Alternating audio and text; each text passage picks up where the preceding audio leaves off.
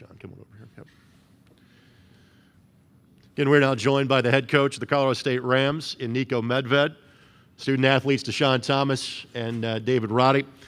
Again, you can we'll get questions for the student athletes first. If you have a question, please raise your hand. We'll get you a microphone. Please state your name and affiliation for transcription purposes. But let's begin with an opening statement from Coach Medved. Today it's a tough day to lose. Obviously, the finality of things here at the end of the season, and it's finally over. Disappointed. Obviously, I thought the game was in the balance, and we had our chances tonight. And give a lot of credit to Michigan. They were the better team clearly in the second half. And it was kind of funny. Sometimes it's a great thing when shots go down, but we had so many shots go down early. Sometimes that can be a curse where we maybe we're settling a little bit too much. And we've been good in the paint all year, and we obviously were not able to do that. And I don't think we responded great when Michigan really turned up their pressure in the second half. And but I think when the dust settles for these guys, and they don't want to hear it right now, but it's been an incredible season. I mean, the work that these guys have put in to come in here and believe in us and believe in what we're doing, and to battle back after the disappointment of last year being one of the first teams left out of this tournament, to come back to have an incredible season, earn the highest seed in the history of the school. And I think it's just awesome stuff, and we'll just do it like we always do. We'll take this opportunity to learn from it, and we want to be back here next year and plan on having a different outcome. Questions for the student athletes? All right, right here, go ahead. You can name and affiliation, please. Taylor Pullman with the Rocky Mountain Collegian. This is your guys' first time being here at March Madness. Although the outcome, how does that feel, you guys playing on this platform? Yeah, no, it's an amazing experience. It's something that you dream of as a kid, just like everybody else here. So for us to, do it and flip a team from 12-20 to 25-6 in about 3 years or 4 years is very impressive. Again, it was an amazing journey this season, and couldn't be more proud of this team and this program. Deshaun, anything else to add to that? Like you said, it was a great experience, and although I wish the outcome was different, great experience and a great season. Next question for the student athletes, right over here. Mike Berhard from CSURams.com. David and Deshaun, last year you had heartbreak by not making the tournament. How quick does the switch flip for you guys from today's heartache to getting that fire to come back next year? Immediately when that buzzer sounds. You just embrace the moment and accept the loss. Michigan again is Michigan. They're an amazing program, and we strive to be a team like that. So just embrace it and just ready for the off season now. Let's go right over here. Third row. That's fine. Thank you. Eddie Hers, Loveland Reporter Herald. This question's for David. You guys went up 15 with about 5 minutes left in the first half. Did it feel like guys maybe got a little too comfortable, lost their edge after that, or is it just credit to Michigan for adjusting? I would just say, credit to Michigan. I think we needed to trust the offense a little bit more. We were trying to make huge plays every single possession, getting quick shots as well. But when we're at our best, we're using most of the shot clock and, a mixture of quick shots as well. Go front row. Justin Michael, DNVR.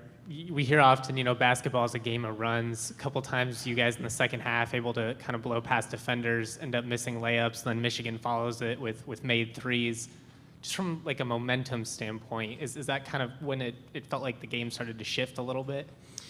Yeah, it's tough. Again, it's the game of basketball. You miss some layups, but again, kudos to Michigan for knocking down shots when we missed. That's basketball is a game of runs. So again, credit to them. Go back to the front here. Guys, going back to like some of the shots that you missed inside the paint that you normally hit, how much of that was the Dickinson factor of him blocking a couple early? It seemed at times guys that would normally continue a drive stopped. I'll say Dickinson. He's definitely a big guy, but I would say a lot of times he might have rushed a shot or two. So give credit to them. Further questions for the student athletes? Let's go right here to Mark in the front. Mark Kissel, the Denver Post. David, just talk a little bit about I know you man up against anybody, but the challenge of playing defense against this team for you. Yeah, it's really tough. You know, my 6'6" frame isn't 7'1". You know, so it's definitely more exhausting trying to get to a front, trying to be super physical. I know I can, but it takes a lot more energy to do it. You know, again, guys like Orlando Robinson, Nathan Mensah, Neemish Queta last year as well. You know, I'm always up for the challenge, but it definitely is a lot to handle. So, but yeah, again, just try to compete as hard as I can. Do a final question for the student athletes. Go right over there to your left. There you go. Jacob Toby from 9 News in Denver. David, with you being one of the leaders of this team, you getting here, you experiencing everything, how much do you think that's going to help you as a leader next year try to get back and understand what it takes to win here? Yeah, it's going to help immediately. Man, I just can't wait till, the off season and we're, getting back together and trying to do this again. Again, just getting that experience and, understanding how hard you have to play, in 40 minutes because that's, the only thing that you're guaranteed when you, get selected. So I think that's, the biggest mission of mine and this team is just to, figure out how we can get back here and how we can have more success. We'll dismiss the student athletes, go back to the locker room this time. Guys, congratulations on a tremendous year. With that, let's open up the floor to questions for Coach Medved. Let's go right to the front. Name and affiliation, please. Chris Ballas with On3.com. Coach, Frankie Collins, thoughts on him, and how hard is it to kind of switch gears and prepare for something when there wasn't a whole lot of film on a kid like that?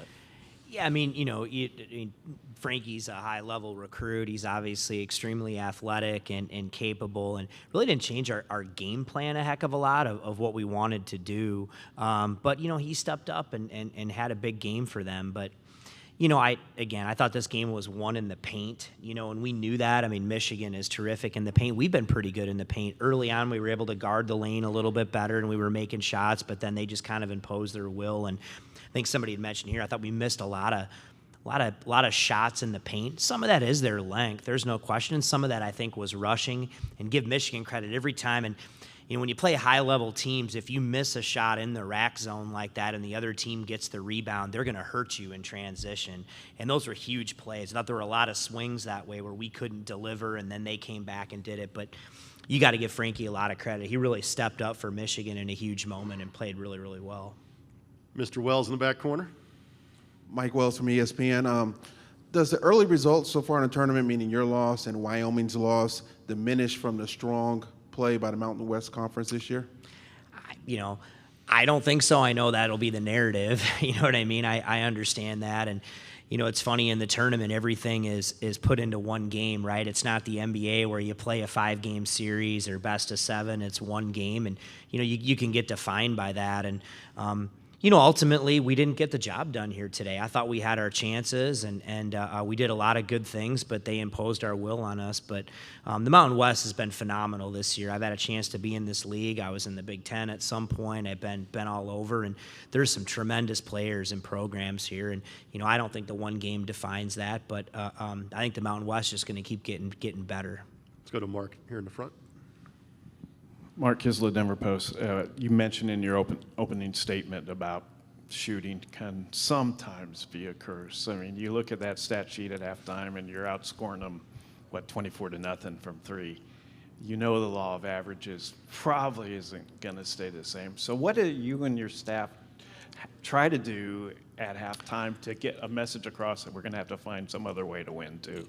That's always our game plan is we want to love the paint like the 3. We'll take threes, but we want, the best threes come off paint touches. And I think that even early in the first half and the first that we were making them, we kept, hey, we can't keep settling. We've got to show them the ball. We've got to keep attacking the paint. And sometimes it just, it can become contagious. All those shots were going in early, and clearly that's kind of what transpired as the game went on. But we weren't. You got to give Michigan credit. I mean, typically, we've been really efficient offensively. I thought some of their pressure ramped up. We had a couple of key turnovers that led to easy baskets for them.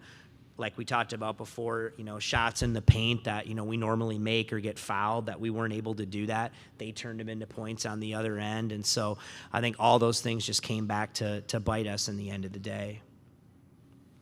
Nico, you came to Colorado State to step-by-step build this program.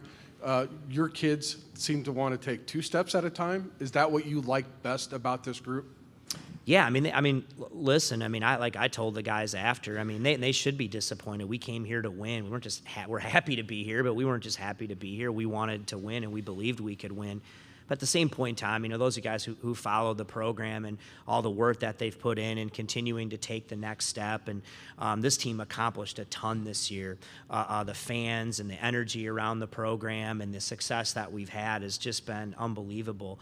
And the goal is, can we take another one? And that's what this group has always done. And we're just going to have to learn this from this experience like we do all the time to grow and get better and perform better and improve in the off season.